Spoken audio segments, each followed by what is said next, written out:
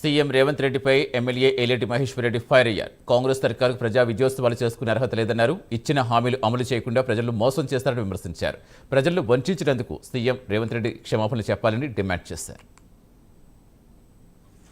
ఈ విజయోత్సవ్ తెలంగాణ రాష్ట్రంలో 2 సంవత్సరాలుగా ఇచ్చిన హామీలు నెరవేర్చక ప్రజల్ని మోసం చేసినటువంటి ప్రభుత్వం ఈరోజు ప్రజా పాలన దినోత్సవము విజయోత్సవాలని చెప్పి చేసుకుంటా ఉన్నారు. ఇవి విజయోత్సవాలు కాదు, ప్రజా వంచనోత్సవాలు, ప్రజా దగోత్సవాలు.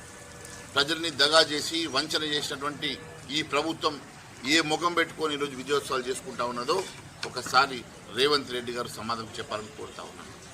దేనికోసం ఈ విజయోత్సవాలు జరుపుకుంటా ఉన్నారు?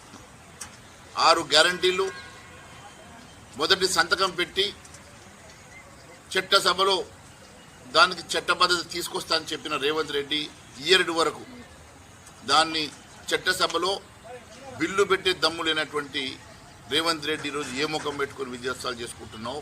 ఏ ముఖం పెట్టుకుని ఆదిలాబాద్కి నువ్వు విజయోత్సవాల పేరు మీద వచ్చినావో ప్రజలకు సమాధానం చెప్పాలని కోరుతా ఉన్నాను.